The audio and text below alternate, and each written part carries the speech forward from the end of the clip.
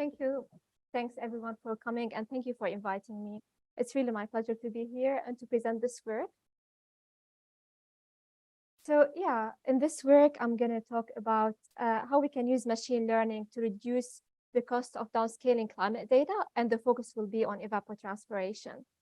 And this work was recently published, and those ladies and gentlemen on the slide are my collaborators on this work.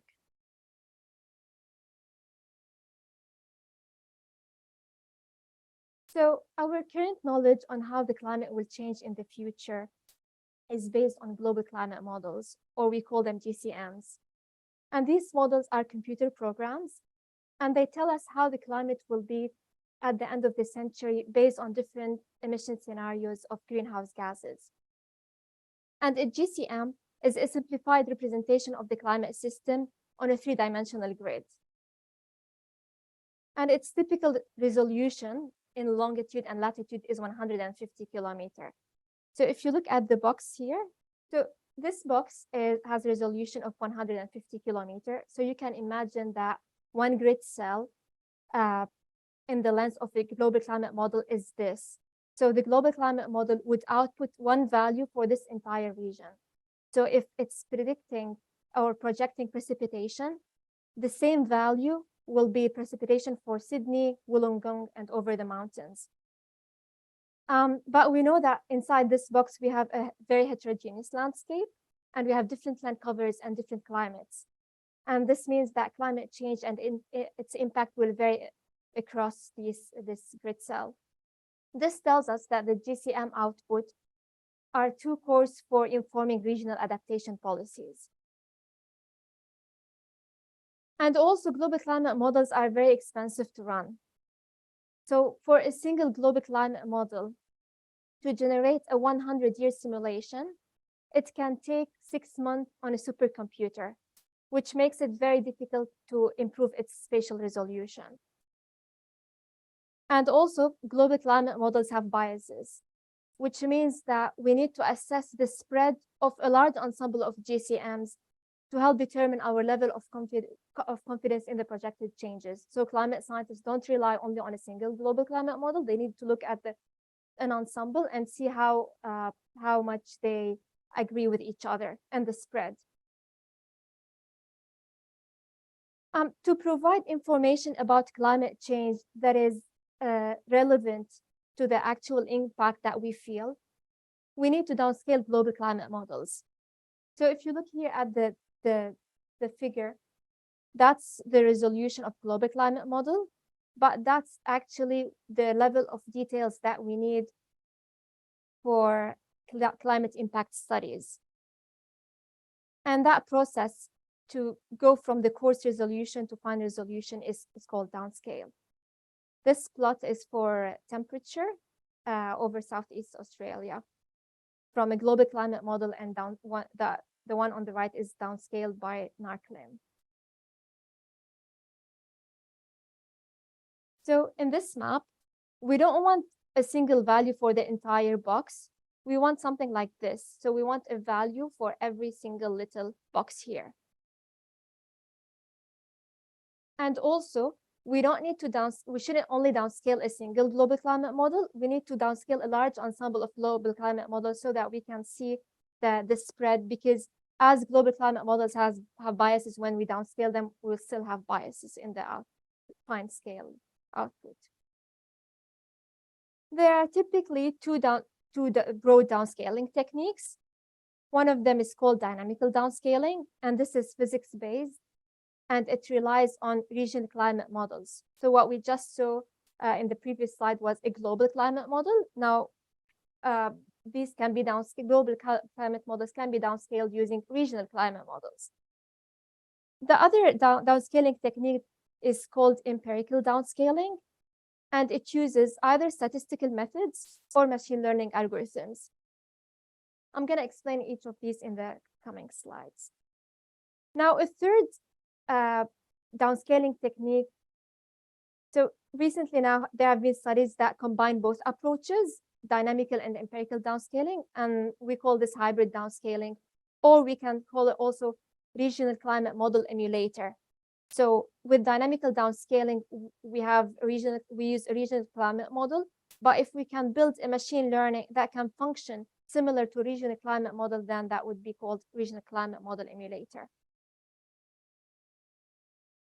So what is dynamical downscaling? It involves running a regional climate model that is nested in a host global climate model. So we've got the global climate model. That global climate model provides the forcing and the large scale boundary conditions to the regional climate model. And the regional climate model runs and outputs fine scale predictions. Now, the pros is that RCM or regional climate model is physics-based, and which means that hopefully it captures the climate change signal. But the disadvantage is that regional climate models are very similar to global climate model in how expensive they are. So they're very computationally expensive, and most dynamical downscaling requires lots of running time, so they're super slow. And the cost associated with regional climate models makes it hard to provide a large ensemble of high resolution climate projections. So we cannot downscale so many global climate models because that costs a lot. But we know that we need such a large ensemble of global climate models. And also it makes it hard to aim for a large downscaling factor. So if the original global climate model has a resolution of 150 kilometer, we can reduce it up to 50 or maximum 25 kilometer. We can't go for 5 kilometer or 10 kilometer. Now, on the other hand, empirical downscaling, usually the approach that is used with empirical downscaling is called perfect prognosis.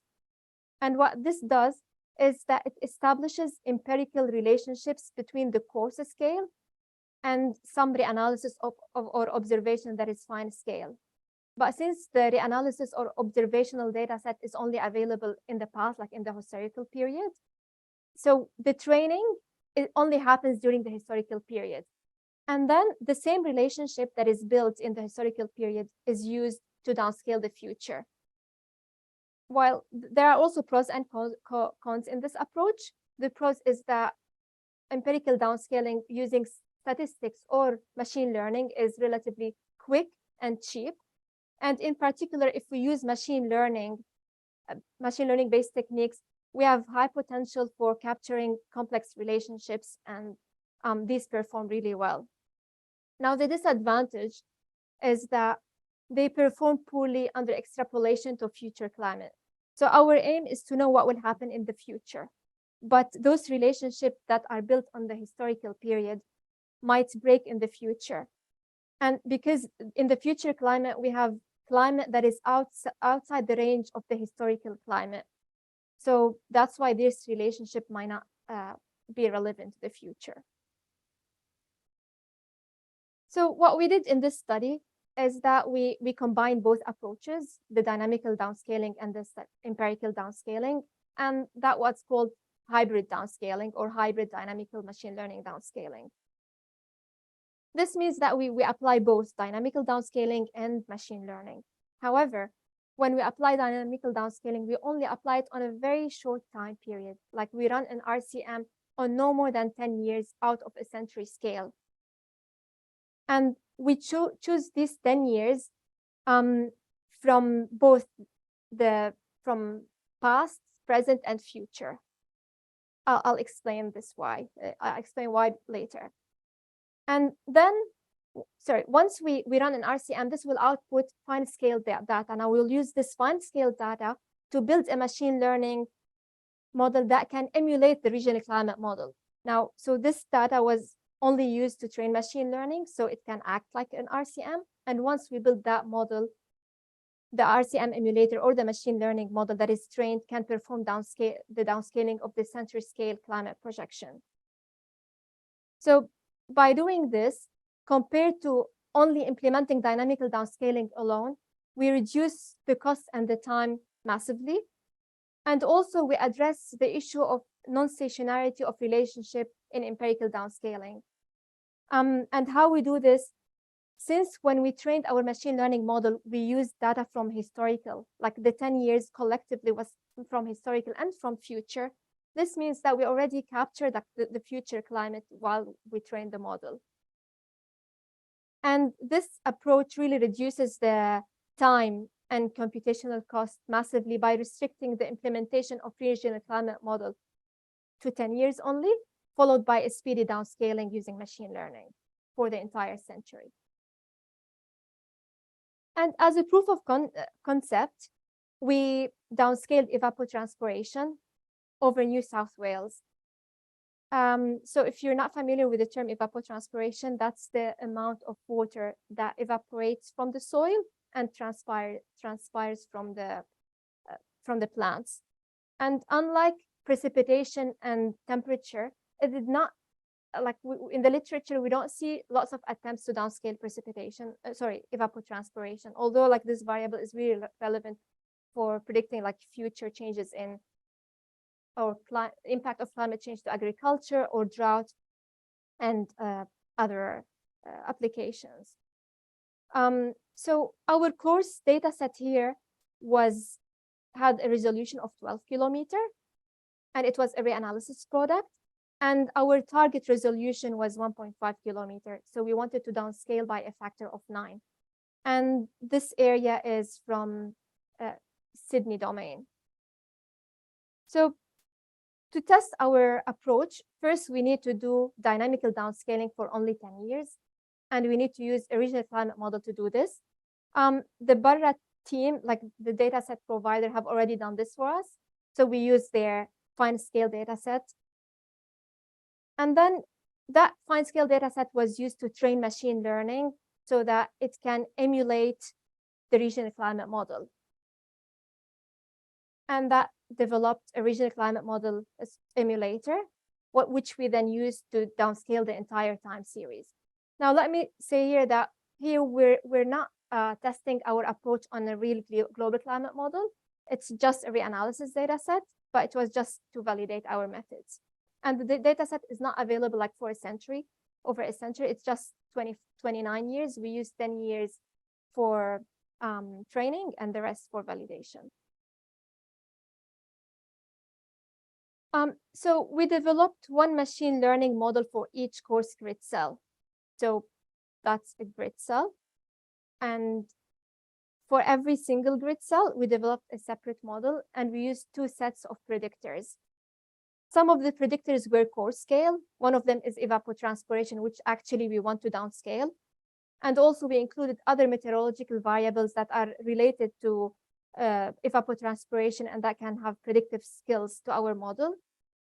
But we also used fine scale static predictors, and these were the characteristics of the land. So land evapotranspiration is a land flux, so it's really very much related to what's underneath on land.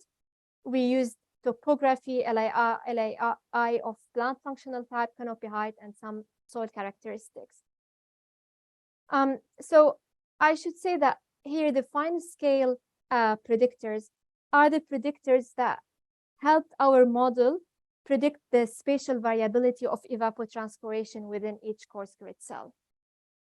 And we also found that although we developed a separate model for every grid cell, if we also incorporate information from the neighboring grid cell, that also helped our model to predict, to downscale evapotranspiration better.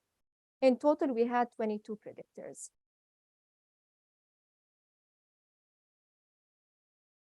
And we use multi-layer perceptron as our machine learning model. And so multi-layer perceptron is a class of artificial neural network. That's what, when you hear deep learning, that's basically the standard one is either artificial neural network or multi-layer perceptron. And we built it using 2 hidden layers. I'm not going to really explain the parameters that we use, but I should say here that the loss function here, so the machine learning model is trained by minimizing a loss function, and that loss function was here root mean square error.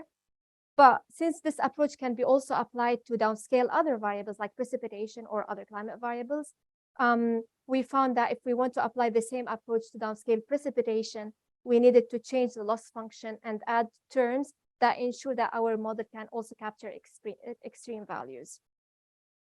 So what the model did, for every coarse grid cell, we had a model that can predict all the little fine scale field within that coarse grid. And also, although we developed a single model for every grid cell, all the hypertuning parameters or all the settings of the model were the same for every grid cell. Now, to evaluate our regional climate model emulator, we had to examine the similarity between the output of the emulator and the RCM itself.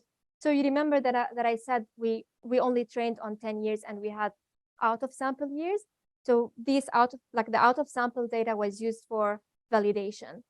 And what we really validate, so this is a coarse grid cell predicted by the RCM emulator, and this one is the actual ground truth one from RCM. We compare the time series of every single fine grid cell here with the corresponding time series from RCM. And we use several metrics.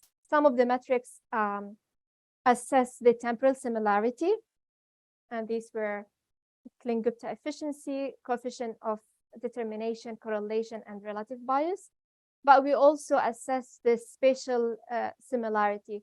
So if we have a grid cell predicted by our emulator and a grid cell, the truth, how the patterns within the grid cells match. Now, our lead model here is multi-layer perceptron, which is deep learning, but we also tested more conventional or more traditional machine learning approaches, which was simple multilinear regression combined with random forest. And we also try to use a very commonly used statistical downscaling technique called bias correction and spatial disaggregation. Like, I'm just going to show the result, like just to compare how these compare with each other. So now here we're looking at 4 metrics. So I don't know if you're familiar, I think you're familiar with the KGE. Yeah, great. So there's really, we don't know what is the best value for KGE, but like some in the literature said, well, if it's above 0.7, so the maximum you can get is 1. Well, here we found that out of sample for multi-layer perceptron, we got between 0.8 and 0.9. And just let me explain why we have a box plot. We have a box plot because we're comparing every single fine grid cell with everything, and we're calculating a score, and then all these scores are represented in box plots. Now, with the traditional machine learning technique, we also got high score. Well, even the statistical method was really good. Basically, like all the methods that we used were really good, but you can see that we were more consistently good across all the fine grid cells when we use the machine learning approaches, which are the dark blue and the green. Now, we also looked at the spatial match, just to explain how things look like. So for a single grid cell on a random time step, that was the target, that was the RCM, and this is what the RCM emulator shows. And that level of similarity gives a score of 0.7. And this level of similarity gives a score of 0.8. You can see that they're like pretty similar. And so most of the predictions we had, the interquartile range were between 0.7 and 0.8, which means like our grid cells that we predicted with the RCM emulator were pretty similar to those from RCM. Now, here we're looking at the climatological mean of evapotranspiration on a single grid cell. So that's what the RCM looked like. And this is our combined traditional machine learning. And this is our lead deep learning model. Like, you can see that they're both pretty similar to RCM, and the bias is really low. So as I said, when we choose the 10 representative, like the 10 years for training, we can't choose them only from the historical period. We need to choose both from historical and future. And we need to choose them in a way that they're representative of the entire time series. So we look at the coarse grid cell, sorry, the global climate model, coarse evapotranspiration. We need to pick years where we really can cover the entire, like the distribution of the training data set should cover the distribution of the entire century scale. So as I'm showing here, for a grid cell, the training set is the red, and the full data sets for like all the years is yellow. Now you can see that they're really overlapping. What we really care is that we can overlap the extremes. And to find those years, I'm not going to go like explain this in detail, but I want to say that we used an algorithm that is available as an R package. It's called fair subset. And there are also alternative algorithms in Python if you like to use Python. But also we can identify 10 representative years in different ways. For example, you can pick wet and dry years or La Nina and El Nino years. So we trained on 10 years. What if, like, how many years should we actually train on? Is it 1 year, 2 years, 3 years, 5 years? Like, how do we know? And how is training on representative years different than just taking a slice from the beginning of the time series? That's what people usually do. Like, you take a slice from the beginning of the time series, train, and then predict on the rest or validate on the rest of the time series. So we did this sensitivity analysis to examine how the size of training affect the downscaling. And we tried to use the most single representative year, 2 years, 3 years, 4 years, up to 20 years. And then we also compared it with choosing like the first 20 years. So what these figures are trying to show is that as we increase the number of representative years, we can improve our model. However, after choosing 10 years, like even if you increase the number of representative years, there is no much improvement. And that last box plot is first 20 years. You see, like the first 20, if you took the first 20 years, it's a slower, of course, in the training compared to 10 years, but also it doesn't even beat choosing 5 representative years. So it's not a good approach. Now, that was the proof of concept, but we actually developed this method to downscale a GCM. Like, we want to perform a downscaling for a century scale climate projection. So how can we apply this? So we have our global climate model that we want to downscale. And we know that we're doing here hybrid downscaling, so we still need to do downscaling within RCM. But what we do is, first, we identify from the global climate model 10 representative years, and we downscale those with a region climate model, so only 10 years rather than the 100 or more than 100 years. And this will generate 10 years of fine scale projection. This fine scale projection will be our target variable. And then we will use predictors, land surface properties, along from predictors from the global climate models. All these will be fed into the model, and then we build our machine learning model. The trained model is our region climate model emulator, which we will then use to downscale a century scale climate projection. But since we're doing a separate model for every grid cell, then we need to repeat this for every coarse grid cell in our spatial domain. Now, this means that our target variable needs to be sourced from dynamical downscaling. So when we train, we need that target variable to come from the region climate model, which also means that we can only apply this method if the grid cells are within the domain of a region climate models. what if we want to downscale a region that is not within a domain of global climate model? Can we use our trained model from a grid cell and then apply it to downscale another grid cell that is outside the domain of regional climate model? We also explored this in the study, and we found that yes, we can do this, but if we find a suitable donor. So our grid cell that is outside the domain of regional climate model is a recipient grid cell, and it needs a donor grid cell. Now, to find a suitable donor, both the donor and the recipient should have similar ET distribution, because here that's what we're downscaling ET. And also, they should have similar land surface properties. Now, what does this mean? So, in this map, this is our region that we're downscaling, and we have here 20 grid cells that are labeled A1, A2, B1, B2. So the grid cells that share the same letter, so A1, A2, A3, have similar evapotranspiration distribution, which means that they satisfy 1. So that's how we did the color coding. So if we want to apply this spatial transitivity that I'm talking about here, suppose that A1 is outside the domain of regional climate model. We need to find A2 and A3 that have similar distribution. But which one do we pick, A2 or A3?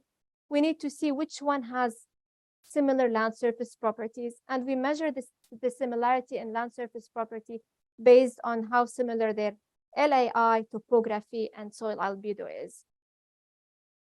So to test that if this approach is really working, we suppose that each of these grid cells are outside of the domain of regional climate models, and we try to find a donor.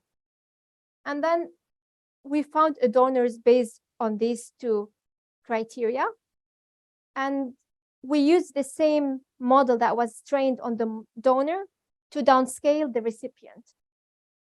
And we validated the results.